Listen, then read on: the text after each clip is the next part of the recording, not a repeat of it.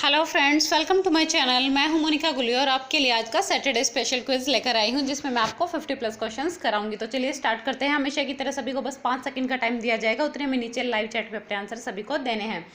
Daily रात को 10 बजे ये क्विज लाइव होता है। लाइव चैट में सभी स्टूडेंट्स आंसर देते हैं, तो सभी स्टूडेंट्स 10 बजे चाहें तो इस टेस्ट को लाइव भी अटेंड कर सकते हैं। तो चलिए स्टार्ट करते हैं फर्स्ट क्वेश्चन से। स्वतंत्र भारत के राष्ट्रीय ध्वज की डिज़ाइन किसने तैयार की थी? तो बताइए जल्दी से, 5 सेकंड का टाइम है सभी के पास। किसने तैयार की थी स्वतंत्र भारत के राष्ट्रीय ध्वज की डिज़ाइन? तो क्या होगा इसका आंसर? पिंगली वेंकैया। पिंगली वेंकैया ने स्वतंत्र भारत के राष्ट्रीय ध्वज की डिज़ाइन तैयार की थी। चलिए नेक्स्ट क्वेश्चन। भारत की प्रथम पेपर मिल कहाँ स्थापित की गई? अब मैंने आपको बोल रखा है जो भी वर्ल्ड्स फर्स्ट हो, इंडिया फर्स्ट हो, बहुत इंपॉर्टेंट होता है पेपर के लिए। तो बताइए भारत की प्रथम पेपर मिल कहाँ स्थापित की गई थी? क्या होगा इसका आंसर? नेपानगर। ओके, भारत की प्रथम पेपर मिल नेपानगर में स्थापित की गई थी। और नेपानगर कहाँ है? मध्य प्रदेश में। ओके, मध्य प्रदेश में। ऑप्शन में मध्य प्रदेश भी आ सकता है नेपानगर की जगह, तो आप मध्य प्रदेश मार्क कर देना अगर नेपानगर आपको ऑप्शन में ना मिले। स्ट्रेट फ्रॉम द हार्ट पुस्तक के रचयिता कौन है? अब बताइए, स्ट्रेट फ्रॉम द हार्ट पुस्तक के रचयिता कौन है? मैंने आपको बोल रखा है बुक्स एंड ऑथर्स बहुत ज़्यादा इंपॉर्टेंट होते हैं, चाहे वो हिस्टोरिकल हो या वो किसी फेमस पर्सनैलिटी ने लिखी हो या फिर वो करंट की बुक हो, बहुत इंपॉर्टेंट होते हैं। तो इसका आंसर क्या होगा? Kapil Dev. Straight from the heart पुस्तक के रचयिता कपिल देव हैं। रमन मैग्सेसे अवार्ड प्राप्त करने वाला पहला भारतीय था। अब बताइए रमन मैग्सेसे अवार्ड प्राप्त करने वाला पहला भारतीय कौन था? इनमें से दीजिए आंसर। तो क्या होगा इसका आंसर? चलिए टाइम अप होता है। इसका आंसर होगा आचार्य विनोबा भावे। रमन मैग्सेसे अवार्ड प्राप्त करने वाला पहला जो भारतीय था वो आचार्य विनोबा भावे था। और अरविंद केजरीवाल को भी रमन मैग्सेसे अवार्ड मिल चुका है। चलिए नेक्स्ट क्वेश्चन देख लेते हैं। अंतिम मौर्य सम्राट कौन था? तो आपको पता है एक तो पहला राजा और एक अंतिम राजा और एक जो फेमस था वो राजा, आपको सभी राजवंशों में याद रखना है। तो अंतिम मौर्य सम्राट कौन था इनमें से? क्या होगा इसका आंसर? बृहद्रथ। ओके, अंतिम मौर्य सम्राट बृहद्रथ था। और पहला तो सबको पता ही है चंद्रगुप्त मौर्य था। चंद्रगुप्त मौर्य ने ही मौर्य वंश की स्थापना की थी और इनकी हेल्प किसने की थी? चाणक्य ने। ओके, कौटिल्य कृत अर्थशास्त्र कितने अधिकरणों में विभाजित है? कौटिल्य, चाणक्य, ये सब एक ही के नाम है। तो इनके द्वारा जो लिखी गई है बुक अर्थशास्त्र, पहले तो याद रखिएगा अर्थशास्त्र कौटिल्य ने लिखी है या चाणक्य ने लिखी है। अब ये कितने अधिकरणों में विभाजित है? तो क्या होगा इसका आंसर?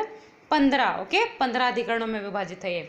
नेक्स्ट है, यदि राष्ट्रपति एवं उपराष्ट्रपति का पद खाली हो तो राष्ट्रपति के पद पर कौन होता है? अब देखिए, राष्ट्रपति का पद खाली हो तो उस पद को पर उपराष्ट्रपति रह सकता है कुछ समय तक। लेकिन यदि उपराष्ट्रपति का भी पद खाली हो तो राष्ट्रपति के पद पर कौन होता है? तो क्या होगा इसका आंसर? भारत का मुख्य न्यायाधीश। ओके, यदि दोनों ही पद खाली हों तो भारत का मुख्य न्यायाधीश उस पद पर आसीन होता है। चलिए नेक्स्ट क्वेश्चन। भारत में योजना अवकाश की अवधि थी। अब आपको पता है भारत में जो योजनाएं चलाई जाती थी, पंचवर्षीय योजनाएं, वो लगातार चलाई गई थी। लेकिन एक बार जब सबसे स्टार्टिंग में कुछ समय तक अवकाश लिया गया था, तो वो कौन सा टाइम पीरियड था जब अवकाश लिया गया था? तो क्या होगा इसका आंसर? 1966 से 1969। Okay, option B is correct. Next, गेहूं की खेती के लिए किस उर्वरक का अधिक मात्रा में उपयोग करेंगे? अब ये एनिमल हस्बेंड्री का क्वेश्चन है। बताइए क्या होगा इसका आंसर? कौन सी उर्वरक है जो सबसे अधिक मात्रा में यूज करेंगे गेहूं की खेती के लिए इनमें से? तो क्या होगा इसका आंसर? नाइट्रोजन। ओके, नाइट्रोजन उर्वरक का सबसे अधिक प्रयोग किया जाएगा गेहूं की खेती के लिए। नेक्स्ट, चूहा मारने का जहर किस रासायनिक पदार्थ से बनता है? दीजिए आंसर इनमें से। Ethyl alcohol, methyl isocyanate, potassium cyanide, ethyl isocyanide. दीजिए आंसर, जल्दी आंसर दीजिए। चलिए टाइम अप होता है। तो इसका आंसर क्या होगा? Potassium cyanide. ओके, चूहा मारने का जो जहर होता है वो पोटेशियम साइनाइड से बनता है। नेक्स्ट है, किसी कमरे को ठंडा किया जा सकता है। तो किसी कमरे को ठंडा करने के लिए हम इन ऑप्शंस में से क्या कर सकते हैं? बताइए answer. Option A, B, C या डी। 11th का आंसर क्या होगा? बस 5 सेकंड का टाइम है, जल्दी से आंसर दीजिए सब स्टूडेंट्स। तो क्या होगा इसका आंसर? संपीड़ित गैस को छोड़ने से। संपीड़ित यानी कि जो कंप्रेस हो रखी हो उससे कमरे को ठंडा किया जा सकता है। ओके, हाइड्रोजन को जलाने से क्या बनेगा? अब बताइए, हाइड्रोजन को अगर हम जलाते हैं तो क्या बनता है इनमें से? ऑक्सीजन, राख, मिट्टी या पानी? तो क्या होगा इसका आंसर? अब देखिए, इसका आंसर होगा पानी। अब देखिए, पानी इसका आंसर क्या होगा? हाइड्रोजन क्या होती है? H, ओके, H होती है, H2 लिख सकते हो आप इसको, ओके, H2 हाइड्रोजन। और जो जब किसी चीज़ को जलाते हैं तो वो किससे रिएक्शन करती है, किससे अभिक्रिया करती है? ऑक्सीजन से करती है। आपको पता है जो भी चीज़ जलती है वो ऑक्सीजन से अभिक्रिया करती है।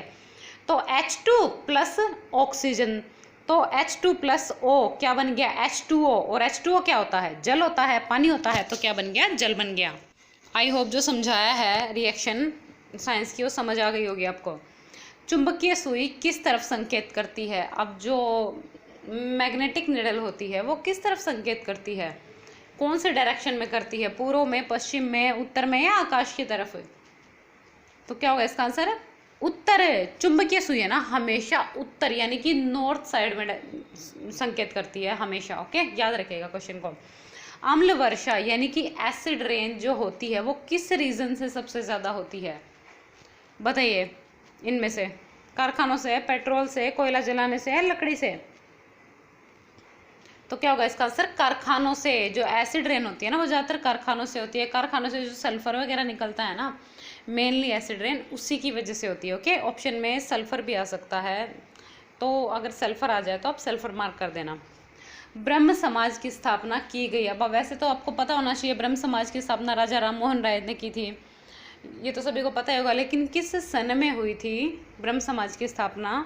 इसका आंसर आपको बताना है। तो क्या होगा इसका आंसर बताइए? सन 1828, ओके, 1828 में राजा राम मोहन राय ने ब्रह्म समाज की स्थापना की थी। कनिष्क के शासनकाल में बौद्ध सभा किस नगर में आयोजित की गई थी? अब बताइए किस नगर में आयोजित की गई थी कनिष्क के शासनकाल में? आपको पता है बौद्ध संगीतियाँ हुई थी, 4 हुई थी, और जो कनिष्क के शासनकाल में आयोजित की गई थी वो कश्मीर में आयोजित की गई थी, ओके। कश्मीर में ही एक जगह है कुंडलवन, वहाँ पर कनिष्क के शासनकाल में ये आयोजित की गई थी बौद्ध सभा। सत्यार्थ प्रकाश की रचना किसके द्वारा की गई थी? तो बताइए, सत्यार्थ प्रकाश की रचना इनमें से किसके द्वारा की गई थी?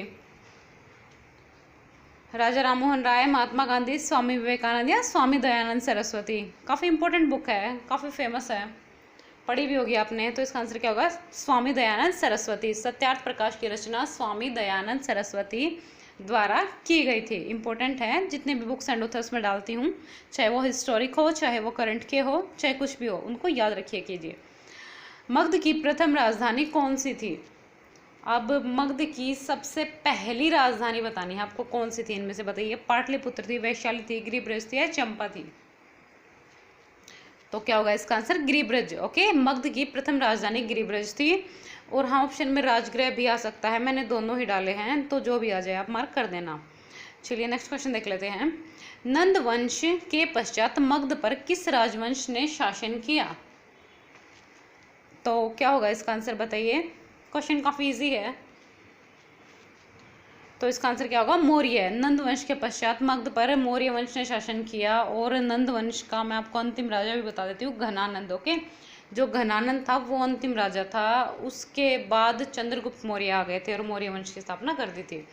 नेक्स्ट है, राष्ट्रीय कृषि और ग्रामीण विकास बैंक यानी जिसको नाबार्ड भी बोला जाता है शॉर्ट फॉर्म में, की स्थापना किस पंचवर्षीय योजना के दौरान हुई? अब मैं आपको बार बार बोलती हूँ, पंचवर्षीय योजनाएं बहुत इंपॉर्टेंट होती हैं। पंचवर्षीय योजना एक तो आपको पता होनी चाहिए कब से कब तक कौन सी चली थी, कब अवकाश हुआ था, और किस पंचवर्षीय योजना के दौरान कौन सा महत्वपूर्ण कार्य हुआ था।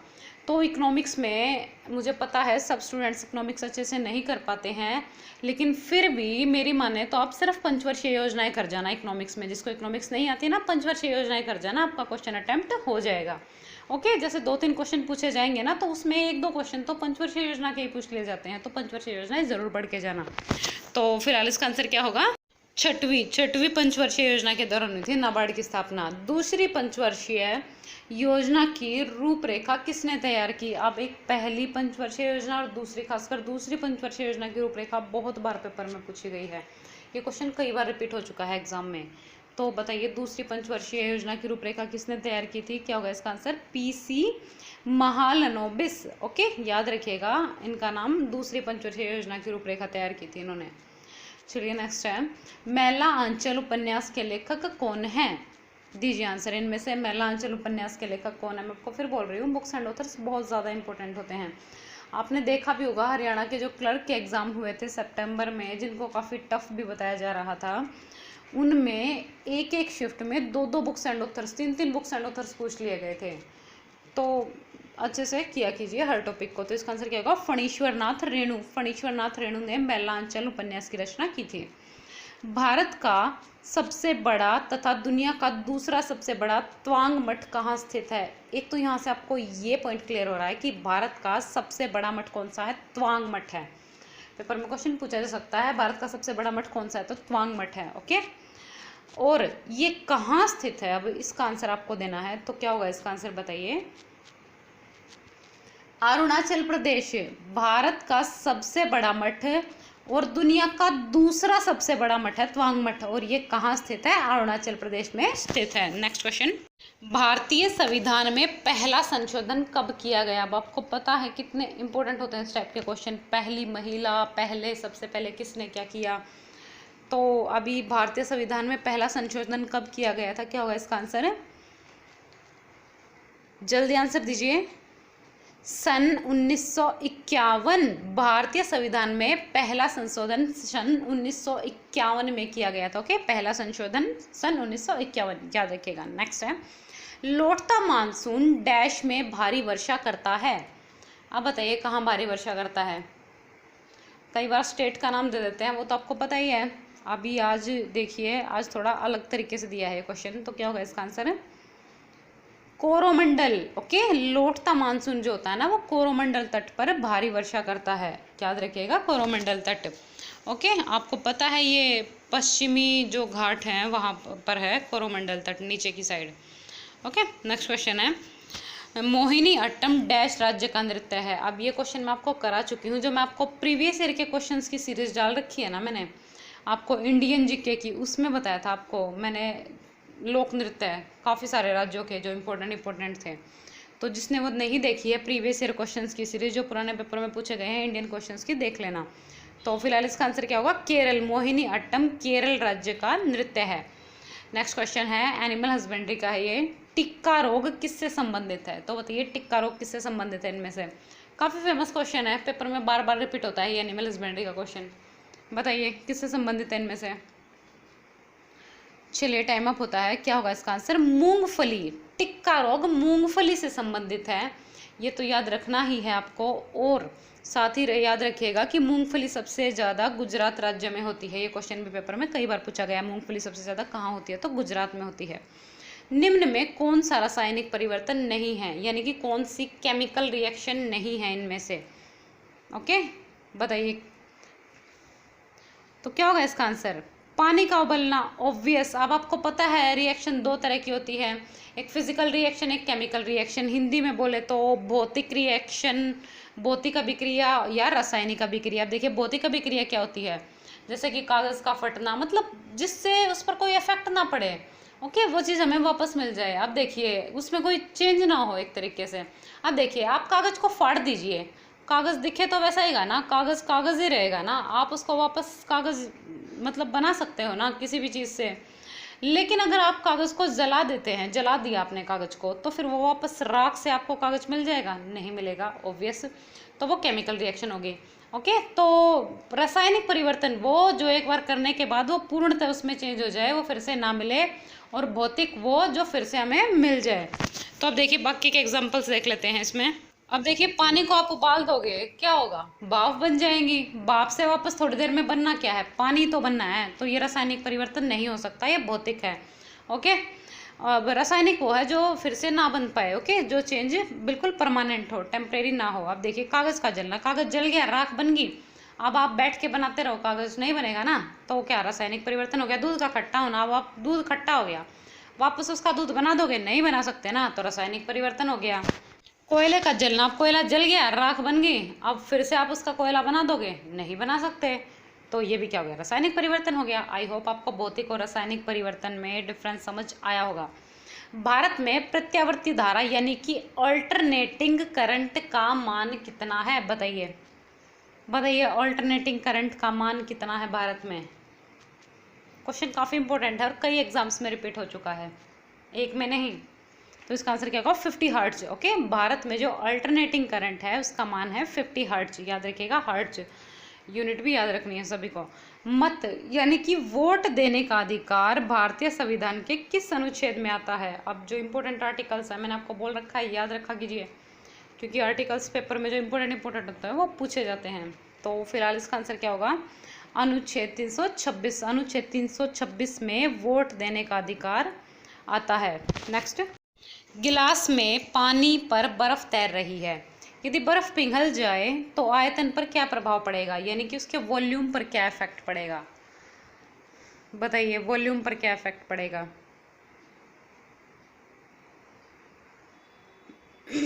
वॉल्यूम पर क्या इफेक्ट पड़ेगा, कोई इफेक्ट नहीं पड़ेगा। ओके, सेम रहेगा वॉल्यूम।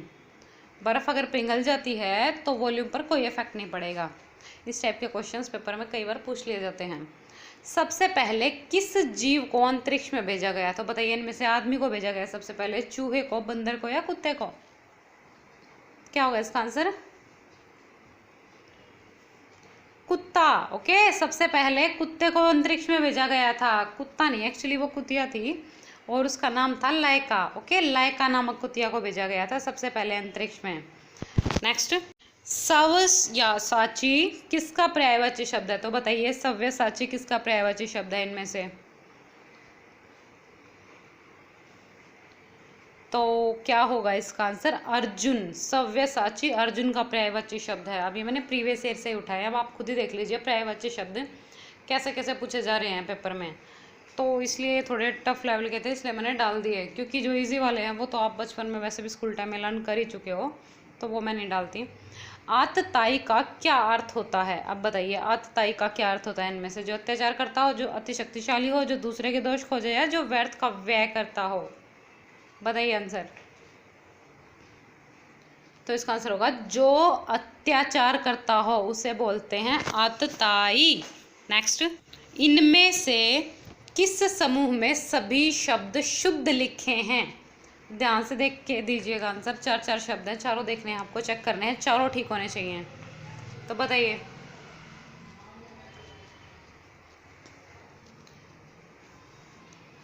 चलिए टाइम अप होता है, 5 सेकंड्स कंप्लीट। इसका आंसर क्या होगा, ऑप्शन बी इज करेक्ट। अब देखिए, प्रकृति, पुनर्जन्म, प्रतस्ना, बलिष्ठ, ये सारे के चारों शब्द ठीक है। अब देखिए प्रकृति, अब मैंने आपको बताया था, अब री कैसे लगता है, प्रकृति, कृति होता है, कृति नहीं होता, ठीक है। मैंने आपको बताया था ना, री की आवाज है तो नीचे री की मात्रा आती है, इसको आप प्रकृति नहीं बोल सकते, कई बोलते हैं ना प्रकृति, प्रकृति नहीं होता, वो प्रकृति होता है। ओके, कृति, तो री की आवाज आ रही है ना, री की मात्रा आ रही है तो क्री बोलोगे। जैसे कि एक स्टूडेंट ने कल ही मुझे बताया था कि संस्कृत बोलते हैं कई स्टूडेंट, संस्कृत नहीं होता, संस्कृत होता है। प्रोनाउंसिएशन ठीक से किया करो, री की आवाज आ रही है, री की मात्रा है तो री बोला करो।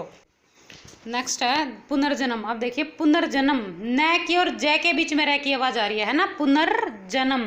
तो मैंने क्या बताया था, रे हमेशा कहाँ चढ़ता है, दूसरे वाले शब्द पे। जिन दो शब्दों के बीच में रे की आवाज है उससे जो दूसरे वाला शब्द होता है ना, जो पीछे वाला शब्द होता है उस पर हमेशा रे चढ़ता है। इससे आपके रे जो चढ़ने वाले शब्द है वो कभी गलत नहीं होंगे। ओके, याद रखिएगा, डिटेल में मैं आपको पीछे वीडियो में बता चुकी हूँ। बरतसना, अब देखिए भय और तय के बीच में आ रही है वैसे तो रे की आवाज, लेकिन आधा तय आ गया ना तो इसके ऊपर तो रे चढ़ नहीं सकता, तो वो पीछे वाले पे चला जाएगा। ये भी याद रखिएगा, अगर आधा अक्षर आ जाए तो वो पीछे वाले पे शिफ्ट हो जाती है मात्रा, ठीक है। नेक्स्ट, बलिष्ठ। बलिष्ठ तो आपको पता ही होगा, अगर किसी को इन मात्राओं से रिलेटेड कोई डाउट है पूछ लेना मुझसे, कमेंट बॉक्स में बोल देना, अलग से वीडियो बना दूंगी। द्वंद्व समास का उदाहरण है, अब बताइए इनमें द्वंद्व समास का उदाहरण क्या है। स्टार्टिंग से जो स्टूडेंट्स क्विज अटेंड कर रहे हैं उनको पता होना चाहिए द्वंद्व समास का उदाहरण क्या है, क्योंकि मैं बहुत बार आपको बहुत दिनों तक प्रैक्टिस करा चुकी हूँ इसकी। दीजिए आंसर, और अब तो आपकी थ्योरी भी हो चुकी है समास की, नीरू मैम ने कराई है, तो पता ही होना चाहिए आप सभी को। तो फिलहाल इसका आंसर क्या होगा, दीनहीन द्वंद्व समास का उदाहरण है। अब मैंने आपको बता रखा है ना, ऊपर नीचे, दीनहीन, माता पिता, शुभ लाभ। ओके, खाना पीना, जब भी इस टाइप के शब्द आ जाए वहां पर हमेशा कौन सा समास होता है? द्वंद्व समास होता है। और इसकी एक और पहचान है, ये हाइफन, बीच में अगर हाइफन आ जाए तो वहां भी द्वंद्व समास ही मिलता है आपको ज्यादातर। ओके, आई होप द्वंद्व समास सबको समझ आ गया होगा जो मैंने बोला है। चलिए अभी नेक्स्ट क्वेश्चन देख लेते हैं। 37th, सूरज को दीपक दिखाना मुहावरे का अर्थ है। आप बताइए इस मुहावरे का क्या अर्थ है इनमें से? जल्दी आंसर दीजिए। तो क्या होगा इसका आंसर? प्रसिद्ध व्यक्ति का परिचय देना। प्रसिद्ध व्यक्ति का परिचय देना। सूरज को दीपक दिखाने का मुहावरे का क्या अर्थ है? प्रसिद्ध व्यक्ति का परिचय देना। अब देखिए नरेंद्र मोदी जी खड़े और कह रहे हैं कि कोई कि हाँ ये नरेंद्र मोदी हैं, तो उनका परिचय दे रहे हो आप, है ना? तो ये तो पॉसिबल है नहीं ना, सबको पता है नरेंद्र मोदी कौन है। तो इसका मतलब होता है प्रसिद्ध व्यक्ति का परिचय देना। ओके, भारत की सबसे पुरानी पर्वत श्रृंखला कौन सी है? अब इस क्वेश्चन का आंसर तो आप सब ठीक ही दीजिएगा क्योंकि बहुत ईजी है ये क्वेश्चन। क्या होगा इसका आंसर? अरावली। भारत की सबसे पुरानी पर्वत श्रृंखला कौन सी है? अरावली है। अब देखिए इसको और क्या बोला जाता है? अवशिष्ट भी बोला जाता है। अवशिष्ट पर्वतमाला। अवशिष्ट क्या? बचा खुचा। ओके, बचा खुचा यानी कि अवशिष्ट है, ये बची खुची है, काफी पुरानी है। याद रखिएगा, अवशिष्ट पूछ ली जाए या सबसे पुरानी पूछ ली जाए, अरावली ही आंसर आएगा। हिमालय के सबसे दक्षिणी भाग को क्या कहा जाता है? दीजिए आंसर, ये भी काफी इंपॉर्टेंट क्वेश्चन है। सबसे दक्षिणी भाग को क्या बोला जाता है हिमालय के? शिवालिक। हिमालय के सबसे दक्षिणी भाग को क्या बोला जाता है? शिवालिक बोला जाता है। क्वेश्चन काफी इंपॉर्टेंट है, याद रखेगा। और वैसे आपको सारी ही रेंज याद रखनी है इसकी, हिमाद्री वगैरह भी। बहुउद्देशीय नदी घाटी परियोजनाएं आधुनिक भारत के मंदिर है, यह किसका कथन है? किसने बोला था ये? बताइए। तो क्या होगा इसका आंसर? पंडित जवाहरलाल नेहरू। प्रथम प्रधानमंत्री पंडित जवाहरलाल नेहरू ने बोला था कि बहुउद्देशीय नदी घाटी परियोजनाएं आधुनिक भारत के मंदिर हैं। क्वेश्चन काफी इंपॉर्टेंट है, पेपर में रिपीटेड है सारे ही, तो याद रखेगा। कवि शब्द का स्त्रीलिंग रूप है, तो बताइए कवि शब्द का स्त्रीलिंग रूप क्या है इनमें से? इसमें ज़्यादातर स्टूडेंट्स मात्रा की ही मिस्टेक करते हैं, इसलिए क्वेश्चन मैंने डाला है। तो क्या होगा इसका आंसर? कवयित्री। Option C is correct.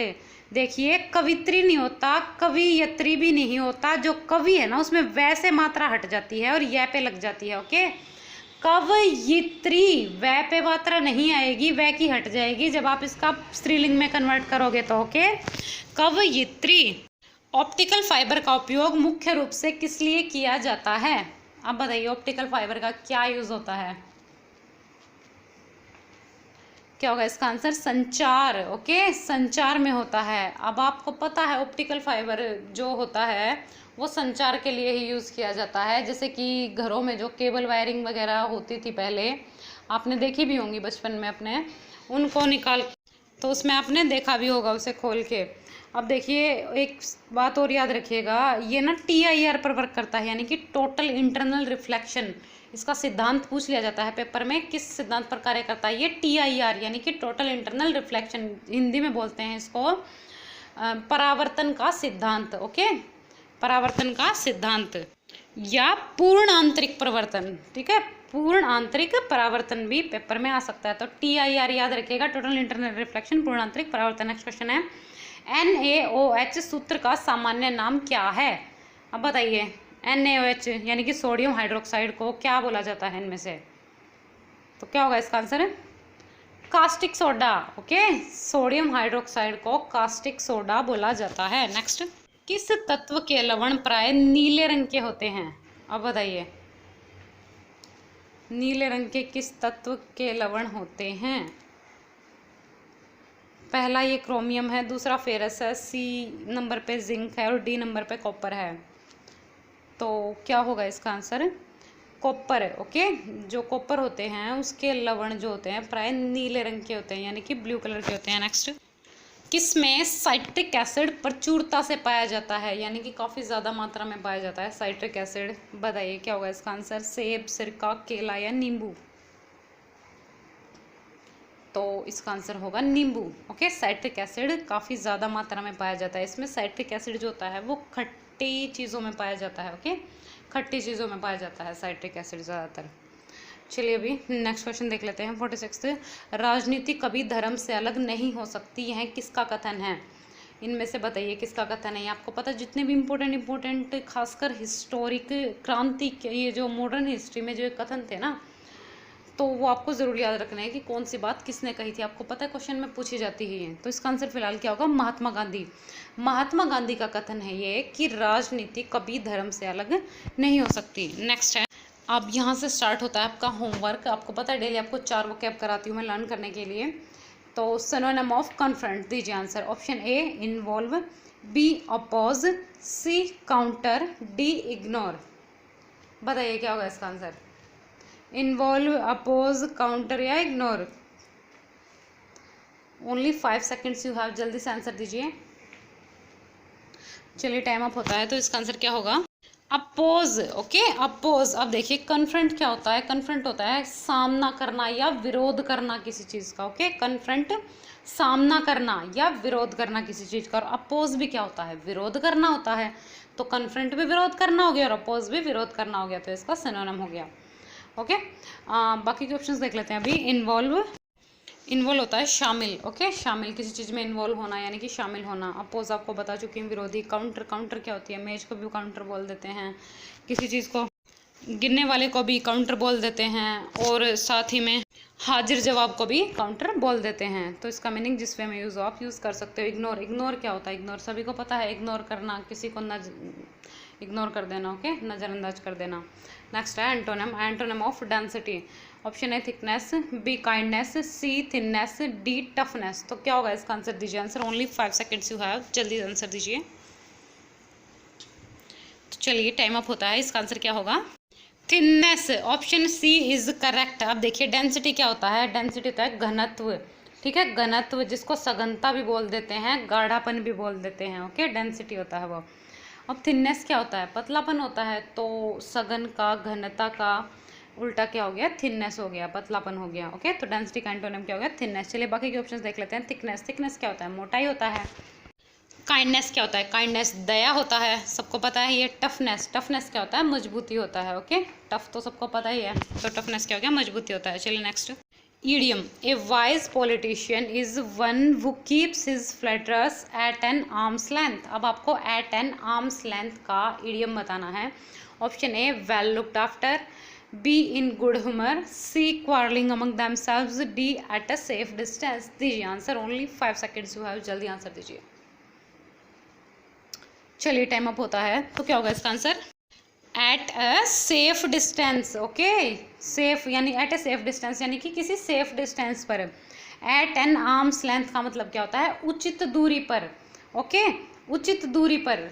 Okay, safe distance पर, सेफ दूरी पर। तो इसका क्या हो गया? एट एन आर्म्स लेंथ का एट अ सेफ डिस्टेंस, याद रखिएगा ईडियम। अभी चलिए बाकी के ऑप्शंस देख लेते हैं। वेल लुक्ड आफ्टर, ख्याल रखना। ओके, वेल लुक्ड आफ्टर मतलब ख्याल रखना। ओके, इन गुड ह्यूमर क्या होता है? हंसी मजाक में। ह्यूमर आपको पता है ना, मजाक होता है। तो इन गुड ह्यूमर क्या हो गया? हंसी मजाक में। क्वारलिंग अमंग देमसेल्व्स, क्वारलिंग क्या होता है? झगड़ा होता है, मतलब देम से आपस में झगड़ा करना। One word substitution, one who studies election trends by means of opinion polls. अब बताइए। Option A entomologist, B psephologist, C demagogue, D engineer. बताइए क्या होगा इसका answer? Option A, B, C या डी, जल्दी आंसर दीजिए। चलिए 5 सेकेंड्स कंप्लीट होती है, टाइम अप होता है। तो फिलहाल इसका आंसर क्या होगा? Psephologist. Okay, option B is correct. अब देखिए, one who studies election trends, जो इलेक्शन ट्रेंड्स को स्टडी करता है, by means of opinion polls के थ्रू। ओके, उसे बोलते हैं सेफोलॉजिस्ट। आप देखिए बाकी के ऑप्शन देख लेते हैं। एंटोमोलॉजिस्ट क्या होता है? जो कीटों का अध्ययन करता है। ओके, यानी कि कीट विशेषज्ञ। Okay, entomologist. पर सेफोलॉजिस्ट में आपको बता चुकी, डेमागोज होता है जन उत्तेजक नेता, डेमागोज, या फिर जन उत्तेजक जो भाषण देना जो नेता, उसे भी डेमागोज बोल देते हैं। जन को उत्तेजित करने वाला, आक्रामक करने वाला, एक तरीके से डेमागोज। इंजीनियर सबको पता ही है, अभियंता होता है। चलिए नेक्स्ट क्वेश्चन। अब ये आज का प्रश्न है जो आपके लिए है। ठीक है, इसका आंसर आपको नीचे लाइव चैट में नहीं, नीचे कमेंट बॉक्स में देना है। मैं फिर बोल रही हूँ किसी को आता हो या नहीं आता हो, गलत आता हो, सही आता हो, जैसा भी आता हो, कमेंट बॉक्स में आंसर्स देने हैं सभी को। अगर आप आंसर ही नहीं देंगे तो आपको आंसर कैसे पता चलेगा? अगर आप गलत भी आंसर देते हैं तो आपको मैं पर्सनली रिप्लाई करती हूँ, अच्छे से एक्सप्लेन करके, वो भी हिंदी भी बताती हूँ। तो नीचे कमेंट बॉक्स में सभी स्टूडेंट्स को इसका आंसर देके जाना है। ओके, और अभी सभी स्टूडेंट्स जल्दी से अपना स्कोर टाइप कर दीजिए, 50 में से स्कोर कितना रहा, और जिसने स्कोर टाइप कर दिया वो वीडियो को जल्दी से लाइक कर दीजिए। ओके, लाइक कर दीजिए वीडियो को। चलिए सभी स्टूडेंट्स लाइक कर दीजिए, वीडियो को लाइक ज़रूर कर दिया कीजिए, इससे हमें भी सपोर्ट मिलता है। और जो न्यू स्टूडेंट्स हैं उनके लिए बता रही हूँ, जिसने चैनल को सब्सक्राइब नहीं किया है चैनल को सब्सक्राइब कर लीजिए, और साथ ही बेल आइकन ज़रूर दबा लीजिए। बेल आइकन में भी आपको 3 ऑप्शंस मिलेंगे, जिसमें आपको ऑल पर क्लिक करना है। अगर आप ऑल पर क्लिक नहीं करेंगे तो आपको सभी वीडियोज़ की नोटिफिकेशन नहीं मिलेगी। डेली रात को 10 बजे एक क्विज़ होता है लाइव, तो आप भी डेली रात को 10 बजे क्विज़ अटेंड कर सकते हैं। और हाँ, जिसको एनिमल हस्बेंड्री करनी है HSSC के लिए, मैंने एनिमल हस्बेंड्री भी और साथ ही हरियाणा जीके के जो पुराने साल के पेपर आए हुए हैं ना, वो सारे के सारे क्वेश्चंस एनिमल हस्बेंड्री के भी हरियाणा जीके के भी करा रखे हैं। तो प्लेलिस्ट में जाकर आप एनिमल हस्बेंड्री भी देख सकते हो और हरियाणा जीके के क्वेश्चंस भी देख सकते हो। एनिमल हस्बेंड्री के मैंने पशुओं की नस्ल भी करा रखी है ट्रिक के साथ, आपको आई एम श्योर वो ज़रूर याद हो जाएंगी, तो उसको भी देखना मत भूलिएगा। प्लेलिस्ट में जाकर एनिमल हस्बेंड्री और हरियाणा जीके, और मैंने कंप्लीट महीने के हरियाणा के करंट अफेयर्स भी करा रखे हैं, देख लीजिएगा। प्लेलिस्ट में आपको हरियाणा के करंट अफेयर्स भी मिल जाएंगे मंथली। ओके, और साथ ही कमेंट बॉक्स में सभी स्टूडेंट्स को इसका आंसर तो देना ही है, साथ ही ये भी बताना है कि वीडियो आपको कैसी लगती है। और अगर कोई सुझाव देना चाहते हो, वीडियो से रिलेटेड कुछ चेंज कराना हो तो बता सकते हैं मुझे, आपकी सहूलियत के अकॉर्डिंग मैं चेंज कर दूंगी। Okay, bye bye, thank you. Like share and subscribe, और हाँ, बेल आइकन दबाना मत भूलिएगा। Okay, good night to all of you.